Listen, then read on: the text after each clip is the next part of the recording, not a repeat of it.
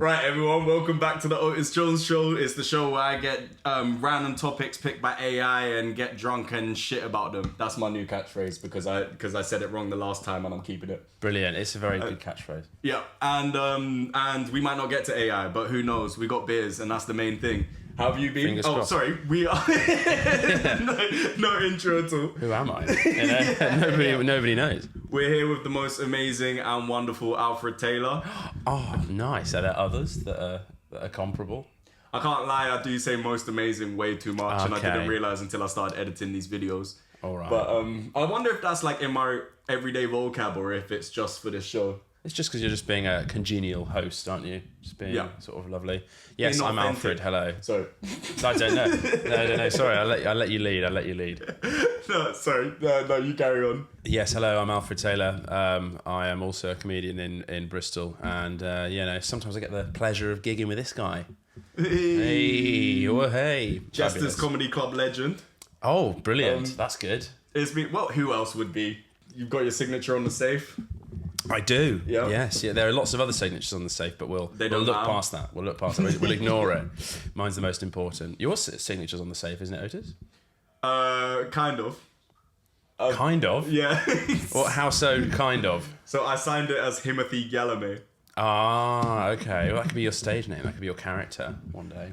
It's more my soul than my character. You know. Would you think you'd ever do a character No. on stage? No. You're like, not at absolutely not. Not at all. No. That's an absurd thing to suggest, Alfred. I would never play anyone other than myself. I remember Ollie Young, who's not quite reached the Jester's Comedy Club legend status yet, but Is that because he hasn't been on this podcast as of yet? 100%, this is a huge Yeah. deal for you. Yeah, this is where it ticks it off. Yeah, so he always had this like just weird thing against prop comics.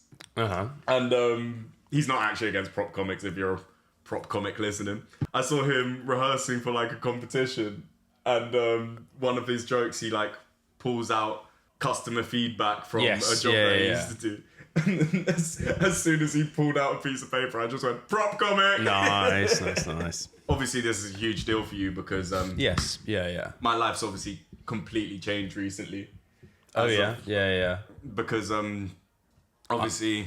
I'm just excited to be in the presence of you at this important time in your career, really. I'm so happy for you. Honestly. Yeah. it's crazy. That's so humble of you. Yeah. So nice. For those of you that like some South American tribes that haven't seen the Claudia Winkleman show that I was on as of yet. Those South American tribes, man, they need to get they need to get like pay their TV license, and then they'll get access to the Claudia Winkleman show.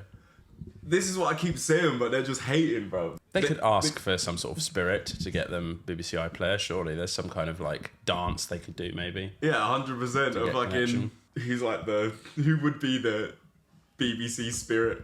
Who would be the BBC spirit? I think for The Gary Lineker. Gary Lineker or Attenborough. That's the classic Attenborough, isn't it? I think he'd be the old man of the woods. They've probably seen him. BBC, innit? They probably it's probably one of those things where he's gone into like the deep Amazon and they've caught a sight of him. Do you know there's that island that like thinks Prince Philip's a god? Maybe there's like a place like a tribe in the Amazon that thinks that David Attenborough is some kind of like mystical spirit. Wait. There's an island that thinks Prince Philip's a god. There is. There's like an island in in was it Oceania or something like that they think that he's a god, yeah, because he visited once because it's technically like a Commonwealth nation, and they're like they have this like myth about like found it like their god coming back, and they thought that because Prince Philip visited in a plane and they'd never seen like a plane before, they were like, oh my god, it's the Lord himself. The idea of a tribe like David Attenborough and David Attenborough is hilarious. Yeah. They're just like, here we... Here we see the great white god. Yeah, so obviously David's a big fan of mine as of now. Undeniably. Yeah, like as he was speaking to the producers at BBC, and they said that they haven't had that much viewership since the lovely people of Qatar had their little football tournament. Yes. Well, it's just one of those things where you take the compliment, but at the same time, there's a lot of like, what do you expect? You've seen the footage now. I've seen the footage. Yeah. Obviously, I was thrilled. I think you performed well. I was like, who are these jokers on the sofa? You know, the real star of the show. I was trying to avoid the spotlight at the time because I've always been hilarious and such a charismatic guy. Yes. And yeah, so yeah. at that time, because I hadn't done comedy at the time, I was just like, I just need less attention for the way I naturally am. So if I knew if I had some fucking foresight, then it would have worked. But at the same time, this is what I tell people all the time. When the lions integrate into Wiper and True, there's no truer wipers. You know, as like a comedian, you have like really like self-destructive traits in terms of like, you'll be in a random situation, like a normal, like you'll be at like the pub with some people you don't know that well. And sometimes in your head, you're like, what's the craziest thing I could say right now? Oh, yeah. Intrusive thoughts. Where you're like, you know. Where he was like, he was like, so you walk in, see her in the bath, and then what happened? Every ounce of me was just like, don't say fingered her to death. Don't say that. What? just on the BBC. Yeah. Like, I think if you'd done that, they'd all have gone silent, and there would just someone would have just come and ushered you out. Like, I don't think that people would have even like, you know, been uproar. They'd have been so shocked that Claudia Winkleman would have been like, go. I know. Her fringe would have come out and like enveloped you. It's not even funny. It's just like, what? It's the worst can I say possible thing that you could say. Yeah, what can I say that would just ruin everything? Do you imagine if that was the actual story? You were like, I actually, it's like who got you on the show. She was like, oh, he's going to talk about this bathroom incident, and Claudia's like, Otis, you've got a fun landlord story, and you're like, yeah, guys, it's quite a quirky story, but you see, my landlord, I fingered her to death. And then everyone in the audience just goes, what? It's the smug smile after, so I fingered her to death. Yeah, and just like, It's good because I saw the clip and you do look quite sort of happy to be there in a sort of quite pleasant way, and it's just about if that came out of your mouth and like just you know, sort of innocent smile of like. You saw the footage, and the way I was just like smiling, and now you know why. Yeah. Because you were like, don't say it. At the time of filming the episode, the Claudia Winkleman show came out on Friday. It's Sunday now. The Strait of Hormuz is currently closed to shipping. Just to date this episode, I'm hoping it's open. Oh yes, of course. Yeah. By the time this is open. This is released, Otis would have single-handedly opened the Strait of Hormuz. Yeah, man. Yeah. They're like, oh, Claudia Winkleman guy. From my experience traveling, as much as like I'm just so like anti, like obviously like it's free Palestine all day. That being said, Israelis are so fit. Right. Just wanted to put that out there. You know, I'm not saying it changes my opinion on anything. But every hostel I've been in, and they don't look the same. Like there's not like an Israeli look, but it's just whatever they look like. They're just beautiful. An Israeli look. Yeah. They're all just in like IDF outfits. You know, it's like, oh, nice, brilliant. And it's like whenever they do like the Eurovision songs recently, and you're like, oh, damn it, this is. You know, like, fuck, get them out of Eurovision. No, it's really unfair that they're in Eurovision. And then, like, but they pick such gorgeous women to be on Eurovision, don't they? Yeah, they know what they're doing. Silly, isn't it? You know, it's trying to. This is propaganda. This is what it is. It's trying to make us feel warmly towards them because we fancy them. So obviously, there's just one way to solve it. Got to finger all the Israelis to death. Guys. Listen. Yeah, I don't think that's the concluding statement to that whole bit. Do you think you'd ever, so many comedians, one of the things they do to get lots of money is they do gigging on cruises. Is that something you'd want to do? Easily. Yeah. Do you think your material would translate for the fuddy-duddies? Not at all. No, brilliant. I would 100%. I would take the gig on the cruise and do terribly for however long the cruise is, and laugh my way to the bank. That would be my plan. I think that's, from what I've heard, the way that all stand-ups do. I don't think anyone has ever gone on a cruise and been like, that was the best session of my life, you know. I met one. Who the fuck was it? It's Greg's on Greg Winfield. He's done a lot of cruises, hasn't he? I had no idea. I think so. I think he was talking about going on cruises and He'd be helping good. out. Yeah. But Imagine him there being like, "Hello, sir. So, how was your hip replacement surgery, sir? What's it like living with Alzheimer's? Yep, you're That's a joke that will not work and translate to anything outside of Bristol. You're about 20. It's like you're about 120 years old, right? No, you're a fine young man. Fine young man. Fine young man. Yeah, very brilliant, sir. What would you like a joke about, sir? Vietnam War? No, sir. I don't know if we'll have that, you know. What's that? Cambodian genocide? No, I think we'll leave that one, sir. These Israeli women, though. Yeah. But because you get some comedians who come and they do the gaff or they do gestures and they go like, oh, the people are really nice. You know, it's a really nice atmosphere and it's a really nice setting. And I'm like, oh, that's good. But then there's part of me that's going, oh, does that mean, am I actually any good? Like, am I good by, like, you know, the idea that people are nice in Bristol, or am I good in like the rest of the world, you know, like, or go out to the rest of the UK? Yeah, no, like, you I'm need always to a bit gig. nervous. Yeah, you need to gig everywhere. I don't mean you specifically. I mean, like, in general. You said that quite seriously. You were like, Alfred, you need to gig everywhere. You desperately need for other people to see it, so you can. There's something that we haven't been trying to tell you, and you will only work it out if you go and gig elsewhere. The other month, I went to Plymouth with Tom Hutchinson and Greg and nice. Brambles, which was very nice. We went and did like a student gig that was weird. Nice. It was very odd vibes. I don't know if you've ever been. Have you done like a student union gig? No. It was. I've seen some horrific ones. Yeah, it was very strange. It was like it's one of those ones where your audience is completely full of people who are at the time in their lives where they are like the most self-conscious. You know, maybe second to like sixth form.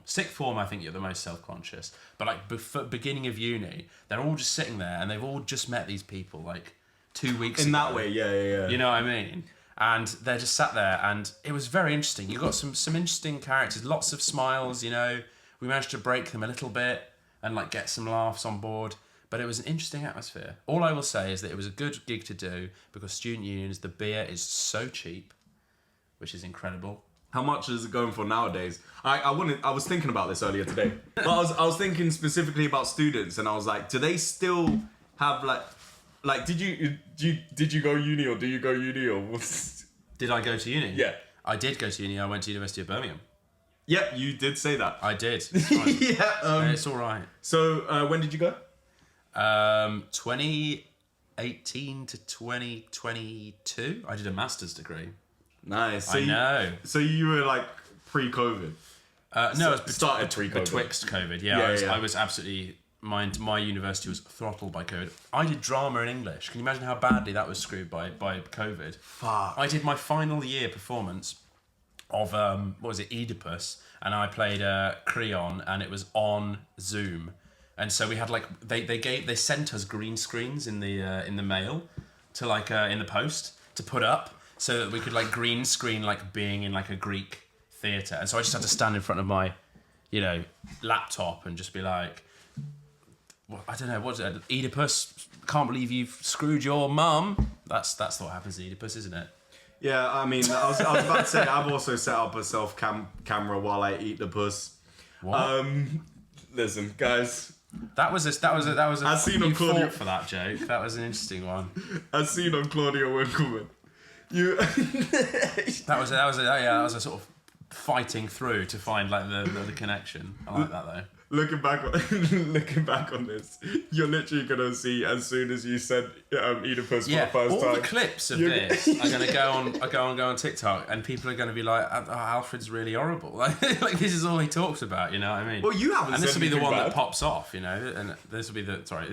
Oh yeah, this will be the new Otis. This will be the first episode on as the new Otis. Well, actually, no. The new Otis. Have you changed? Obviously.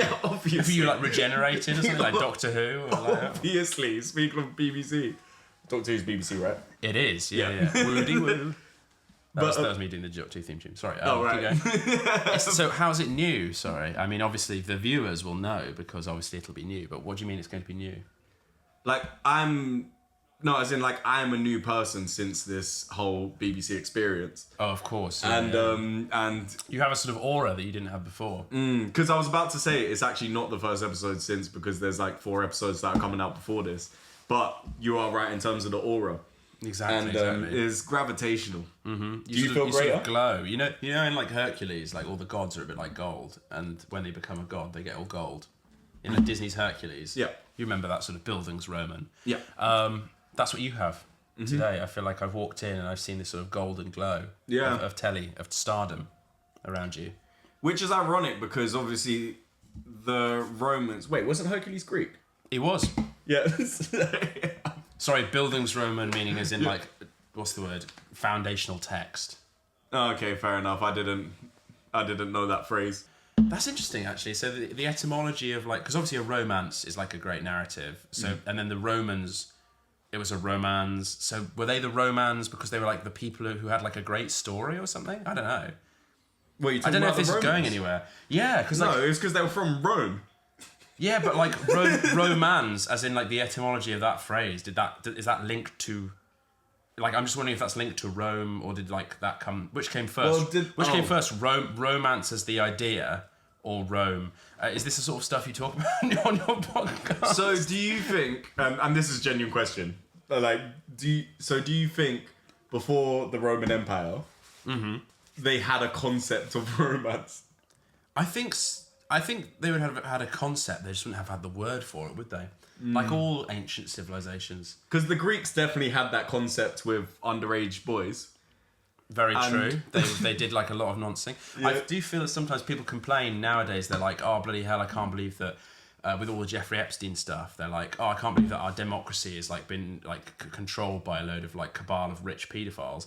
And I'm like, that was the Greeks' original vision for democracy, man. Like they were, it was all rich paedophiles, like who would like then go and vote in the Senate. Do you know what I mean? I don't know if they had a Senate, but they had like the Greek.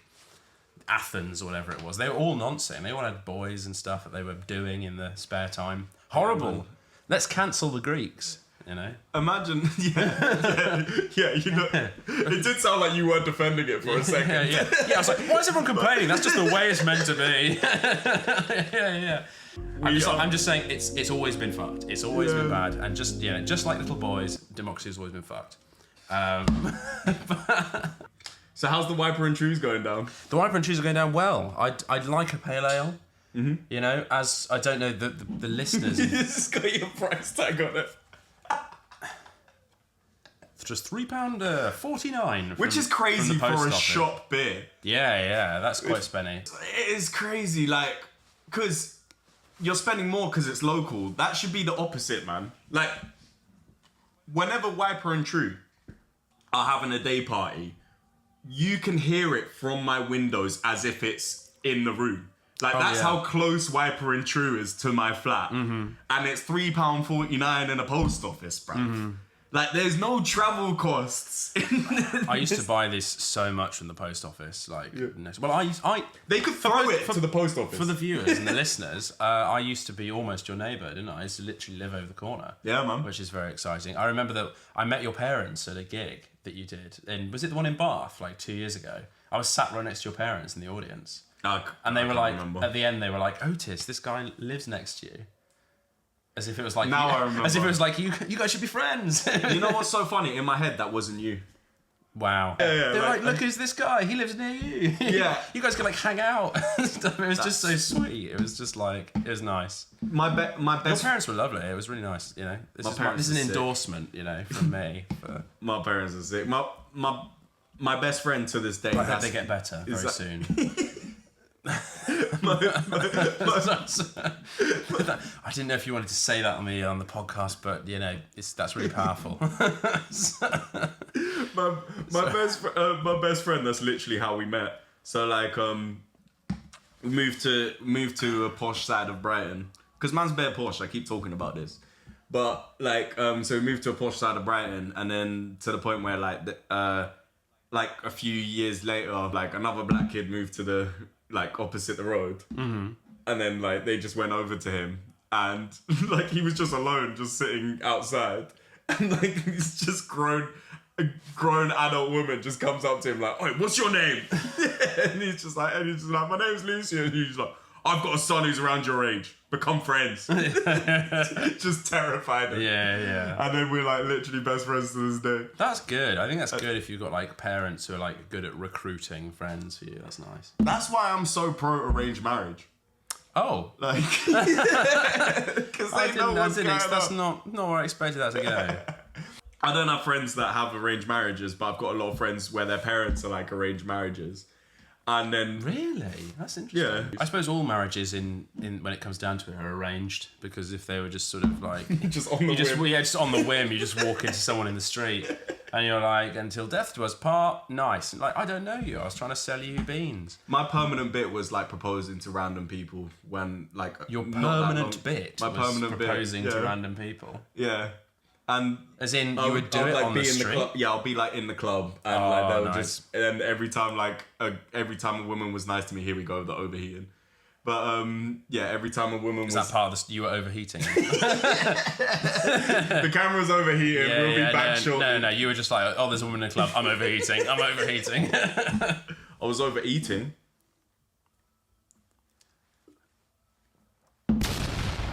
Right, we are back. The camera overheated.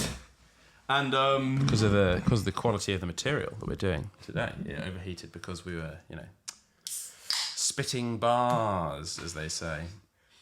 You know what made me really laugh though? Like, so we had a quick break while the camera cooled down. Your break consisted of you reading your book. Yeah. The very classy man you are. My break consisted of me going to the shop and getting another beer and taking a shit. Delightful. You know what made me really sad during our break? Was it that you didn't use your bidet? No, I used the fuck out of that bidet. What made you really sad? Went to the shop, right? Yeah. So these are $1.99 a pint. This decent price. It's $7.99 for a 4-pack. Mm-hmm. Which means if you buy 4 separate pints, then it's 3p cheaper. Oh, yeah. What? You know what's also a great one? The shop round the corner from King Street. Yeah. The one that's like kind of on Baldwin Street as it like turns around. Mm-hmm. That off license. They sell like the 4-pack of Budweiser, like the bottles. Yeah. And it's like, it's like a 4-pack for like £5 or whatever it is. But they sell the individual bottles for £1. Yeah, it's bollocks, isn't it? It's really just nonsense. The bottles aren't even a different size or anything, No, it's the exact same. And what I love doing. What they're hoping is that people come in pissed and that they've not got the foresight to sort of stop and think. Which is what happens. And it's the most satisfying thing ever. Maybe it's just me because I like it when people like me. But whereas I don't. I don't want people to like me at all. I walk around sort of stinking and swearing at people. I hate people. Stinking. Yeah. But the active state of to stink. Sorry. That was it. My favorite thing is just being there and seeing someone buy, and like it's happened twice. I've seen someone buy the 4-pack and I'm like, "Hey, check this out." You show them the other thing and they're just like, "Man," they're always so hyped about it, and I'm like, "Yeah, man, fuck." Brilliant. I feel like Spider-Man. Yeah, you're doing like a service for the people. It's good. It's class, man. But it's all good, obviously. I can't wait for that bit in the new Spider-Man where he does that. Where he's like, hey. He goes, "Hey. Don't steal these. Steal these. It's more better value for money." That's a really good Peter Parker. Well, it's just American but high-pitched, I suppose. Yeah. "Hey guys, I'm Spider-Man. I can't wait to save the world from Professor Noblinol, or whatever he's called, or something. I don't know. What Spider-Man does. Noblinol? He's like, oh my god, the ogre is coming. That's what he does, and he spurts shit out of his hands. That's Spider-Man's power. Sorry. Did you know that I remember, like, this is funny because it gave me the realization that I was reading comic books way too old, but I still stand by I love comic books. So I read like a Miles Morales comic book like quite a while ago, and I thought he was just like always a Marvel character, and it turns out he's actually a character that came from, inspired by Donald Glover. Oh, interesting. That's fun. Yeah, so what did Donald Glover save the people of New York from criminals as a child? No, so what happened, so basically early Donald Glover career, like it was before his first comedy special, so it's like mid 2000s, and I've never actually seen his stand-up, but anyway, sorry, he stole some jokes, different subject. Anyway, not from you, not from Otis. Yeah. He's like going to do his comedy special. He's like, I walked in on my landlord. I don't like. Is that a bad accent? I don't know. It's just an American. My landlord. So Donald Glover, where we at? Oh yeah, so I do love when like comedians like bring that up. It's just like he stole a couple jokes, and it's just like, yeah, because he's not talented in any other way. But yeah. Like he's like one of the most talented people ever. But he did steal jokes. I also feel like with the whole idea of stealing jokes, like there are some times where, especially if it's like a topical thing, like multiple people have just thought of the same idea. Do you know what I mean? To be fair, no, this one was like he stole it. Yeah, it was like word for word. he was like, and then I introduced myself as what's the word, Dave Chappelle or something, and he was like, oh no, I've stolen that by accident. No, it was Richard Pryor that he took. Oh, so you can't steal from Richard Pryor. Like that, like everyone's just going to get that. Yeah, so it's not even like it was topical. It was decades apart. So it was like before that, someone on whatever social media was used the most at the time basically letters. I think that's what it was at the time. Someone wrote in a letter to Sony. Yeah. Back in the old days of 2005. Yeah, and they said, and so the owl that delivered the letter, basically... The slowest bird. What a cruel... Why don't they give it to like a quick bird, like a hummingbird? In Harry Potter, they're like, I'm going to send my letter via an owl, which is like such a slow... and it only turns up at night. I've never... Is it like an owl like bashing on your door at like 1 a.m? You're like, bloody hell, I've got more messages to attend to.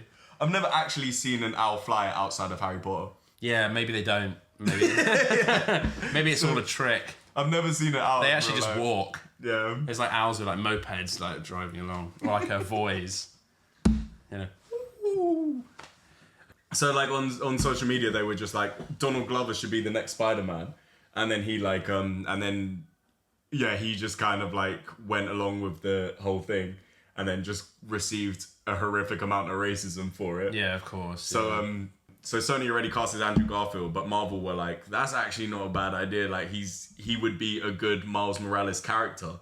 So they like so they based Miles Morales around like Donald Glover. And then by the time there was like opportunity for a Miles Morales movie, obviously he was a lot older at that point, so it wouldn't work. But yeah, so it's like, but obviously he's still in the MCU in like Miles's world because he's Prowler now. My dad told me he told me this recently as well. He was just like, yeah, when I bought you the PS2, like I thought maybe once in a while like we'd have a game together, and then he tried to play it once and he was like, this is shit, and then never tried again. And too many buttons for old people, they don't like it. And then he went out for milk and never came back. And that's lovely. Was it regular milk, oat milk, semi-skimmed? What do you know what it was? Oh yeah, he's obviously like obviously a vegan and yeah. Very, My dad went out. The new age is my dad went out for oat milk and never returned. Oat milk and a vape rather than milk and cigarettes. Yeah. Did you know? I found out recently. I was dating someone who has this app, which is like all these companies that are sponsored by Israel, and she was like, Oatly is like and it's like a company that funds Israel or something. And I was like, what? Someone said the same thing about Lidl, but I am still buying from Lidl. I'm sorry. I am still buying from Lidl. Not only like Israel, but if we have to stop buying from every company where we disagree with the owner's values, we might starve. Yeah, but this is also like, I suppose this is a very short version of it, but the complex opinion is that to exist in current society and to have like opinions that are where you are annoyed with, basically to exist in a capitalist society and be annoyed by it, you must naturally be a hypocrite, and that's just something you've got to accept. Yeah. Like, I live in a world and I can be annoyed by the fact that, I have to purchase things from certain people, or I'm indebted to certain companies that are horrendous and do terrible things. But like, just because there's no way to be like a total purist because we live in this system. You have to understand that you are a hypocrite and you can at least push to make things better, but the hypocrisy is not in itself like necessarily a terrible thing, because otherwise you would just fucking starve, or you'd have to live in like a tent somewhere. Anyway, and that's the political message for today's episode. I was about to say, the chances are I'm drinking a homophobic drink. Yeah, probably. Yeah. Like, it's red. I mean, how is Jamaica with LGBTQ? Are they jolly or are they not? Where do I start? Thought about it in the shop with like when I went in there and realised that it's 4p cheaper to get a fucking thing, 3p, whatever. Mm-hmm. Like, now I've got the business card, I just never look at the price anymore, and it's a really bad habit.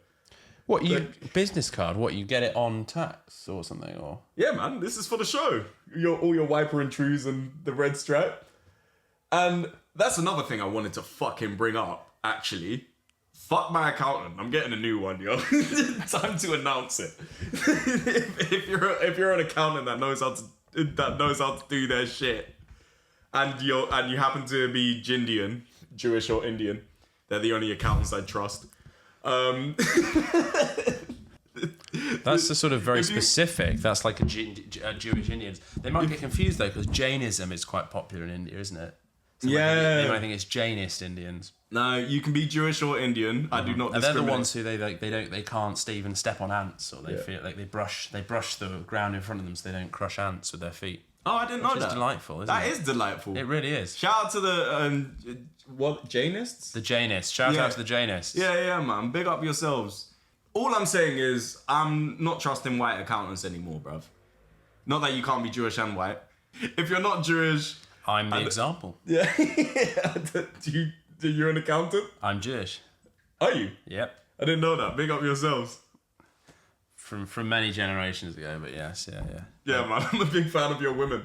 I was talking to my accountant, and he was saying like, I sent him all my shit, like all my receipts and stuff, and he was just like, oh, you can't claim clothes. I'm like, what do you mean you can't claim clothes, bro? How is this not wardrobe? Like, it's all clothes that I wear on the podcast. Mm-hmm. How is that not you know what I mean? So a Jindian would never. When you claim these things, this shows my lack of understanding. Is that you get it back, or that it's just not taxed, that expense? It's not taxed, so I get the VAT back. Right. Yeah. Okay. And how exciting. Yeah, so it's like, and then like I drew the line because I speak to other comedians who I won't mention because I don't know if they want. I don't think they'd want to be included in financial advice. Other comedians, the stuff they claim on taxes, incredible. Not naming names, I know 2 separate comedians who claim Netflix on tax because they're like, it's research. Yeah, gotta be. So, and I can't claim a fucking t-shirt, bro. I can't. That's clearly wardrobe. It's part of my character. I wear a t-shirt, guys. That's the thing. I'm the business. You should just walk on like completely naked and be like, guys, I couldn't get any of this on tax. So sorry, guys.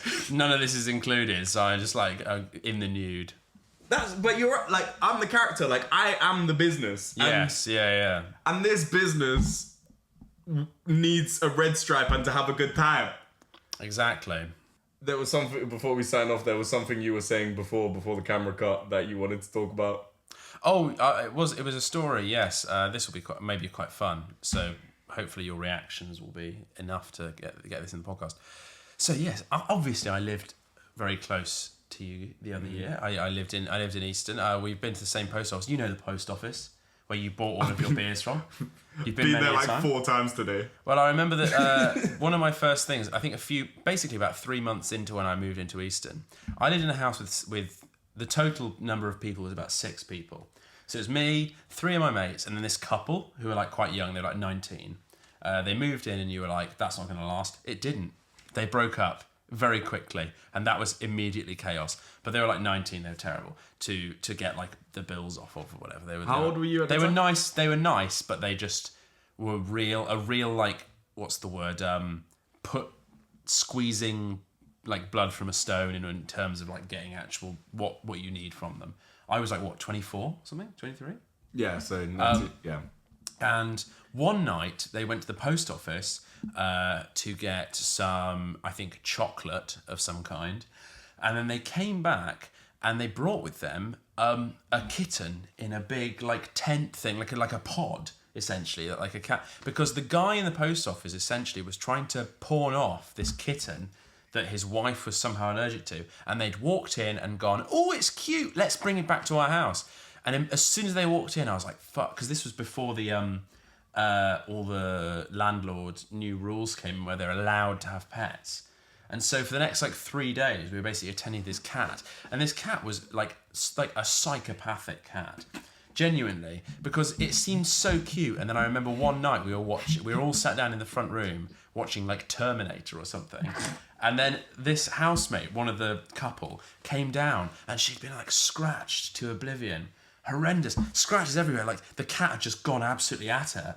Like really horrible. And so me and my mate Ben, we were like, we need to like catch the cat. And so we went upstairs, I remember, with this like the intent this we dressed in like, we had like our full on like jackets and we had like oven gloves on and like boots. And I remember I was like, we opened the door to their room and I was like, don't look at the cat, don't look it in the eye, don't look the cat in the eye. And then we like chucked like is that about you're not allowed to look cats in the eye? Apparently they think that you're charging for them if you like look at them in the eye. I don't know, something mad, but apparently they think. But basically we open the door, the cat is like looking, and we had like a recycling cartridge, you know, the one you use for like cans and like cardboard or whatever, the weird collection of things it is in Bristol. And we had our oven mitts on and we were like looking up at the ceiling and we just had to like chuck the recycling box over the cat and then like shuffle the cat towards the tent that it had been collected in. And then it spent the entire night just sort of mewling really sadly. I know, really sad. And the next day we tried to get it sent to loads of like loads of different like pet hostels and things like that. And then I remember the housemate, one of the couple, and she was like, oh, you know, I'll take some time to like sort it out. And I remember I snapped and I was like, maybe you could wake up, maybe you could sort out this problem that you've caused. And then what was embarrassing was that she did just go back to the post office and go, can you take it back? And they were like, yes. And I was like, oh, fuck, could have just done that the whole time. But we had about 4 days of sorting this cat. I remember I like let it out briefly and it fled, and that was like the most stressful day. In your defense, that's an insane thing to do. Oh, it was. It's like, in your defense, like, I would like to return this cat. Yeah, exactly. It was absurd. But the problem is that because it's an adorable little kitten, immediately we were like, we are sort of in love, even though it is feral. Like it is vicious, but it's so adorably cute. And I remember that was a big breaking moment in that house. So you kind of like stood up and you kind of stood up for yourself and you were like, you can fix the problem that you started. Yeah, exactly. Well, I spent basically a whole day at work. Thank you. Let's leave that until after the podcast, mate. You know, until the cameras are off. I've seen this side of you, Alfred. But I remember I spent the entire day at work basically going in and out, like calling shelters, being like, can we get this cat like in the shelter? And then we went back. And I remember there was a whole thing where we were like, what if the cat has rabies? It's something insane. But and then I went back and the person in the house was like, yeah, but because she was 19, obviously she wakes up at like 3 p.m. And so I was like, I remember the landlord came during that 3-day period to check the house. And I was like, that's the worst possible time she could have checked. And I had to call one of the couple to wake up because it was like 2 p.m. and I had to be like, wake up, you need to explain why the cat is in the house because it's not our fault. Yeah. Which makes me sound like a twat, but No, it doesn't. But oh my Not at all. god! But it was like I moved into a house in Bristol, being like, great, I can't wait to be an adult. I didn't sign up to be someone's parents. Do you know what I mean? Yeah. Like that's the crisis. That's the odds of like going into a house with a load of random people. But yeah, we fell in love with the cat, but we had to send it away. I think it's in a house with like a posh person in London now. But yeah. I hope they scratch the fuck out of him. Anyway. No London slander on this pod. We want to get booked. Now, shout out to London. I'm seeing you on the May the 3rd, I believe. So make sure you get your tickets. Yeah, man. Where are you going? Go on. I literally just got the message like 2 minutes before you came into this room, so I haven't actually checked the location. But London. Yeah, man. Obviously, small place. You'll find it. Yeah, man. On that note, thank you so much for coming. Thank you. This has been a good laugh. I've enjoyed it. This has been really fun. I genuinely can't wait to edit it. And it's going to be an interesting edit, I think. It's going to be like I'm trying to. Every time we've said something, I've been trying to like visualize how you're going to structure this as like a short clip, and I'm just like, don't know how this is going. This is interesting. This is going to work, but I'm sure we'll figure it out. I trust your skill set. Obviously, you went uni in Birmingham. Where are you originally from? Stroud. What's your is it like Stroud FC? What's the football club called? Forest Green Rovers. Oh, is that the closest? We're Forest Green Rovers, yeah. We're Dale Vince. I don't know if you know about that guy. He's like a famous eco-activist. Oh, nice. Yeah. Yeah, man. So shout out to Dale Vince, and more importantly, shout out to Stuart Goldsmith. We like our eco-activists.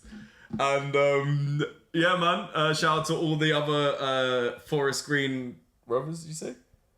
Yeah. Shout out to the Forest Green. Wait, shout out to the Forest Green Rovers. What was it? Forest Green FC. What was it? Yeah, Forest Green Rovers. Yeah. Oh yeah, that's what it is. Sorry, I was just laughing at the concept of shouting out to them. Shout out to the Forest Green Rovers defensive midfielders, and I hope you guys have an amazing rest of the day and hug your mums.